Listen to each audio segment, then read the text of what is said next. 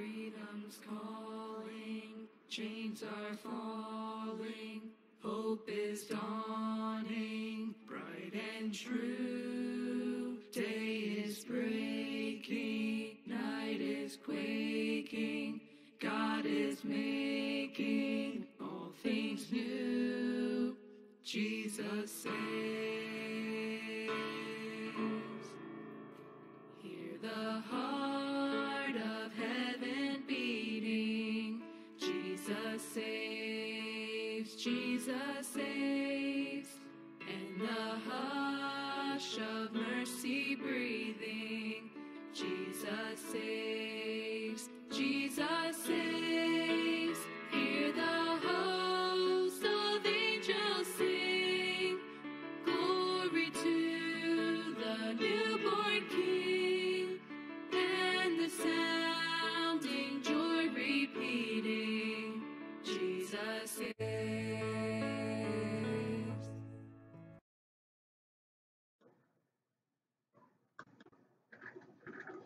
Okay mga higala, maayong adlaw na sad kaninyong tanan. Nakininusab si Pastor Mark Sasidon sa Emmanuel Bible Baptist Church. Nanasab niya nung online broadcast, the 15-minute Bible Truth, o nga among panghinaot nga karong adlaw ikaw makadungog ani nga mao nga pulong sa Dios tungod kay importante kayo ni mga higala alang sa atong kinabuhi luyo sa lubnganan, no? Kay kamatayon moabot natong matag usa, no? Dili na nato ikalimod nga naa sa Bible, no? Makita nato nga mobiya ra gyud ta ning kalibutan na, but ang importante nasayod ta sa eternidad. E daghan kayong ilad sa yawa karon nga magbinuotan lang ta, no? Magminaayo lang ta, magsunod tas balaod, magsimba ta kanunay, basin pa, no? Hinaot pa. But karon mga higala, dili ta magpuyo anang panghinaot ug pamasin. Kay naa na sa pulong sa Dios, makita nato nga gisaad na sa atong Ginoong Hesus nga pwede ta, no? Pwede ta nga moadto og langit. Sa sayon nga paagi pinaagi sa pagtuo ni Ginoong Hesus Kristo. No? Kay usay man gud ang yawa naninguha na siya nga ang tao mailad. O ang tao di masayod sa kamatuoran. Mo bitong ningon ang Juan kapitulo 8:32, ug ikaw mahibalo sa kamatuoran ug ang kamatuoran mohatag nimo og kagawasan. E kita man gud nahadlok tog tradisyon, no? Hadlok tang dili natatagdon sa atong mga kaila. Dinatatagdon sa atong mga mahal sa kinabuhi. Tungod kay wa na ta nagsunod og mga tradisyon, nagsunod na tagpulong sa Ginoo. But may higala, ingon ta ka importante karon, no? Importante karon nga masayod kas kamatuoran. Muna nga atong pagabasahon kining sa Titus chapter 3 verse 5, niyon ang Bible, not by works of righteousness which we have done, but according to His mercy. No? According to His mercy, He saved us.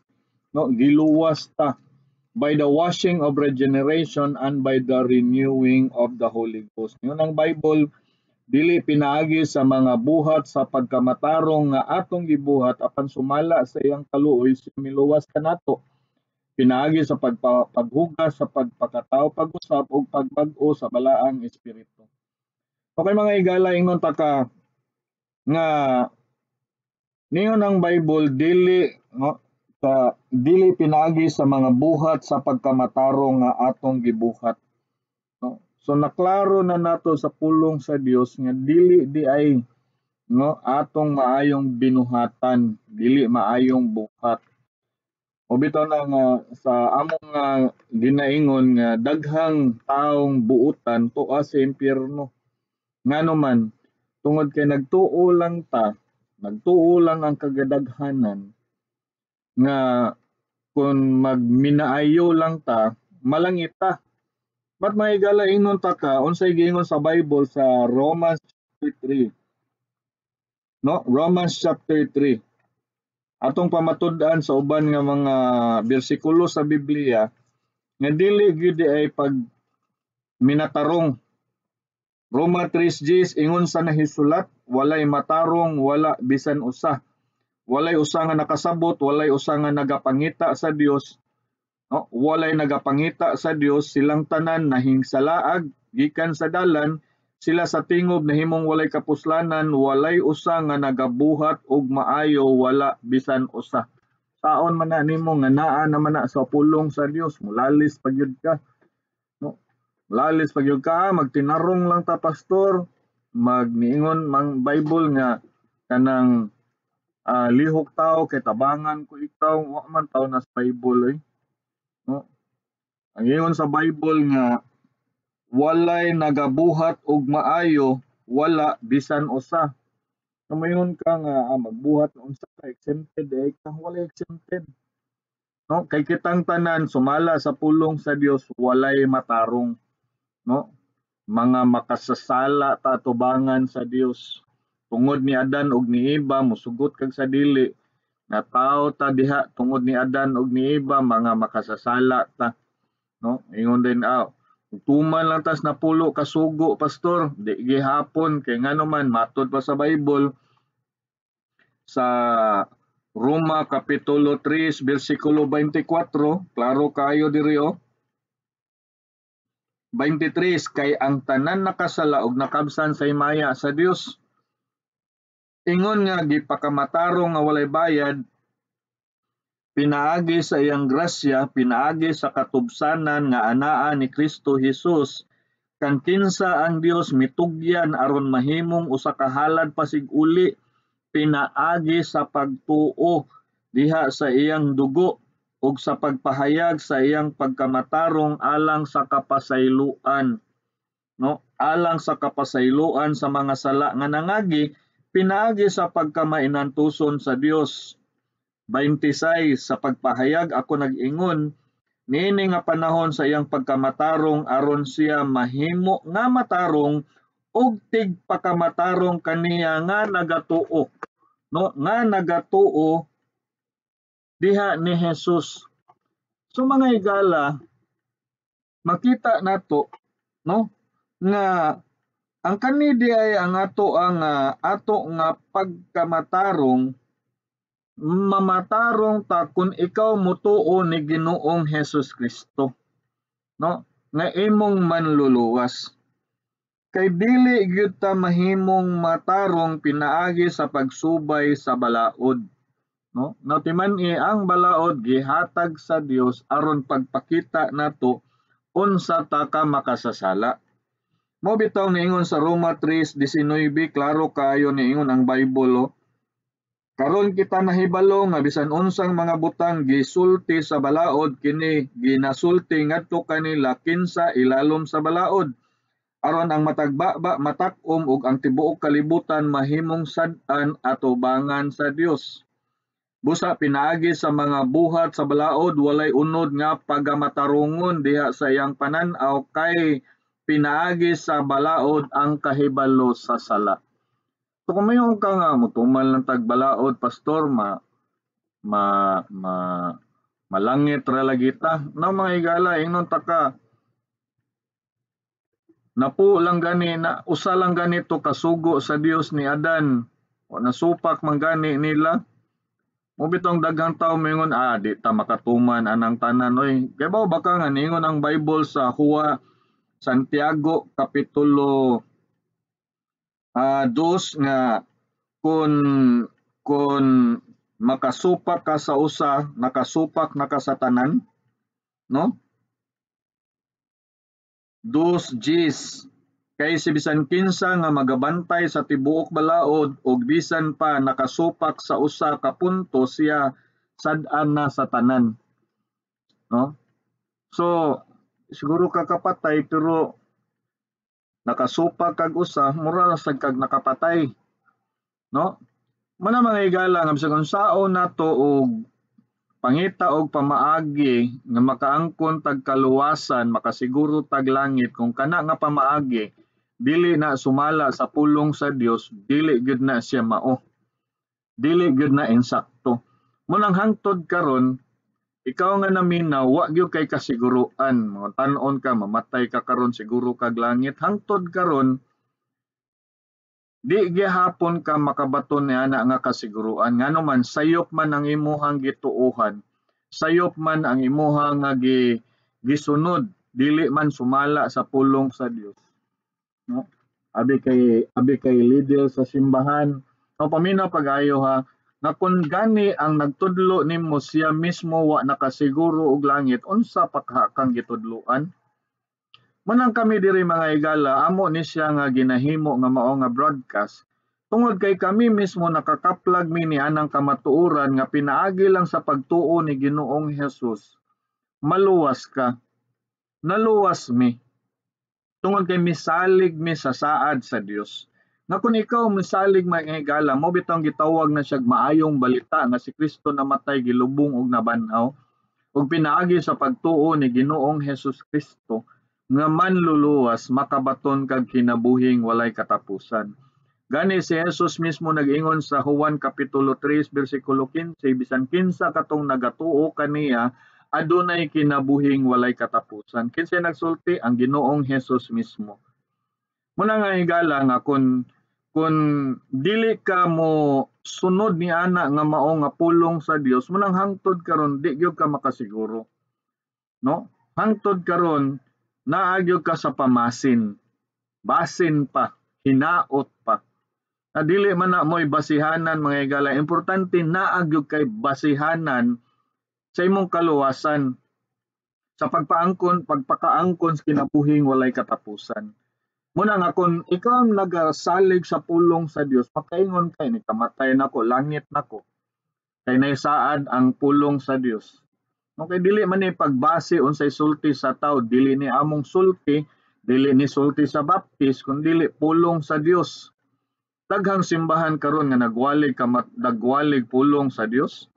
Daghang simbahan karon nga naay mga pagtulunan, pero mga higala, usa ra gyud ang basihanan ang Bible, no? Moy atong pagasundon, moy atong saligan, kay kun mosalig ka niining mga saad ni Ginoong Hesus nga pinaagi lang sa pagtuo, makabaton ka niining kinabuhing walay katapusan, makabaton ka. Mo bitaw ningon ang Bible, according to His mercy, He saved us, no? Tungod sa iyahang dakong kaluoy, no? Giunsa man pagpakita sa Dios ang iyahang kaluoy, no? Imbes kita mo'y mobayad sa atong sala, siya may bayad sa atong sala. Nga naman naluoy ang Dios kanato, no? Tungod sa iyahang dakong kaluoy, siya ang mibayad sa atong mga sala.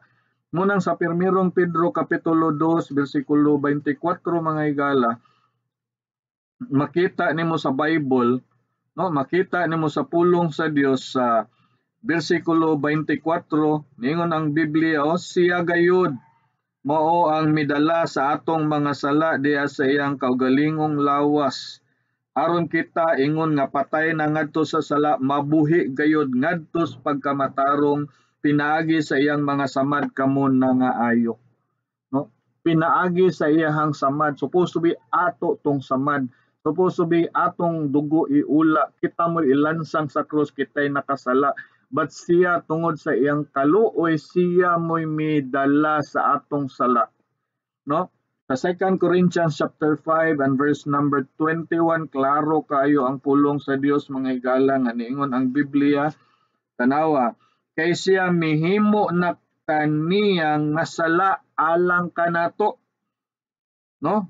Kinsa wala nakaila og sala, aron kita mahimo gayud nga mao ang pagkamatarong sa Dios diha kaniya. So pinaagi ni Ginoong Hesus mga higala, niyon ang Bible, by His mercy He saved us, no? He saved us by the washing of regeneration, no? Pinaagi sa pulong sa Dios, niyon ang Bible, matao kapag usab, no? Mo bitaw na nga niingon ang 1 Pedro kapitulo 1 bersikulo 23, ingon nga gipanganak pag-usab dili pinaagi sa madunuton nga binhi, apan pinaagi sa dili madunuton pinaagi sa pulong sa Dios nga buhi og nagapabilin hangtod sa kahangturan. No? Kung imo ning dawaton ang pulong sa Dios mga higala, niyon ang Bible mataw kapag usab. Ug ningon ang Bible nga kung ikaw motuo ni Ginoong Hesus nga imong manluluwas pagasilyuhan kag balaang espiritu, sa Epeso kapitulo 1 bersikulo 13. Ningon ang Biblia, diha sa kang kinsa kamo usab bisalig, human nga kamo nakadungog sa pulong sa kamatuoran ang maayong balita sa inyong kaluwasan, diha sa kakinsa usab human nga kamo mituo kamo gisilyuhan ni anang balaang espiritu sa saad. So ang balaang espiritu mga higala, niyon ang Bible gisilyo na diri kanato. Nganuman tungod kay patay ang espiritu diri kanato tungod sa sala, apan diha ningon ang Bible mituo ka, misalig ka, gisilyuhan kag balaang espiritu sa saad. No? Muna nga mangyala makita nimo tungod sa dakong kaluoy sa Dios, dili tungod kay mga maayo tang tao, dili tungod kay mga nagbuhat tag maayo, nagmasimbahon ta, kanunay naa ta sa simbahan daw, nag-alagad ta sa Dios, pero dili na maoy makapalangit nato. Ang makapalangit nato mga higala, ang gibuhat ni Kristo dito sa krus sa Kalbaryo, nga nibayad siya sa atong mga sala, na himo siyang atong manluluwas, nga kung imo siyang saligan nga imong manluluwas, niyon ang Bible, makabaton kag kinabuhing walay katapusan. No? Tungod sa dakong kaluoy sa Dios, mo bitong katapusang bersikulo atong basahon sa Epeso kapitulo 2. Epeso kapitulo 2 bersikulo 4, nagingon ang Bible, apan ang Dios kinsa adunahan sa kaluoy tungod sa iyang dakong gugma nga pinaagi niini siya na higugma kanato, bisan sa diha nga kita mga patay diha sa mga sala, nagbuhi kanato pagtingob uban ni Kristo tungod sa iyang grasya kamo nangaluwas. Sa bersikulo 8, kay tungod sa grasya kamo nangaluwas pinaagi sa pagtuo, ug kana dili sa inyong kaugalingong kahimuan, kini gasa sa Dios, dili sa mga buhat aron walay bisan kinsa nga tawo gayud nga magkapasigarbo. So mga higala, na klaro, I hope na klaro nimo karong kabuntagon, karong adlaw, nga ang ato diayng pagkamaayo dili na madawat sa Dios. No? Ang ato diayng kaluwasan gasa na sa Dios o gihatag na sa katong mga taong mutuo ni Ginoong Hesus Kristo. Muna mga higala, human ani karon nga maong ato nga diskusyon, adunay pag-ampo. Sunda ka na nga pag-ampo, himua ka na nga imo ka ng pag-ampo, aron nga higala makabaton ka ni ana nga maong kaluwasan sa imong kalag. Og ikaw ming dawat ni ana nga mao nga kaluwasan, i-message me. Malipay mi motabang nimo, malipay mi nga mo giya nimo sa mga kamatuoran sa Biblia, aron nga ang imong pagtuo ibalhin nimo sa pagkawalay siguro ngadto na sa adunay kasiguruan. Kanang makaingon ka sa nining adlaw, langit na ang akong padulungan, kuyog sa Dios hangtod sa kahangturan. Pinaot ni mga higala nga nasabtan nimo ang pulong sa Dios, nasabtan nimo ang kasayon sa kaluwasan, pinaagi lang sa pagtuo. No? Dili ni sa atong maayong binuhatan. Salamat ni Ginoong Hesus nga mihatag siyang kaugalingon dito sa krus sa Kalbaryo aron maluwas ta. Ug kini na usab si Pastor Mike sa Sidon, daghang salamat kaninyo, ug sa sunod na usab nga higayon ang Dios magapanalangin. Ikaw midawat ni Ginoong Hesus nga imong manluluwas, sunod ani nga pag-ampo higala. Ginoong Hesus, usa ako ka makasasala nga nagkinahanglan og kaluwasan, dili ako angayan sa langit, apan tungod sa imong kamatayon sa krus nabayran ang akong mga sala. Ako kang angkunon karon nga akong manluluwas ug sulod sa akong kasing-kasing ug paghari sa akong kinabuhi, sa ngalan ni Ginoong Hesus. Amen. Higala na hinaot mi nga imong nadawat ang kaluwasan, libre walay bayad, pinaagi lang ni Ginoong Hesus.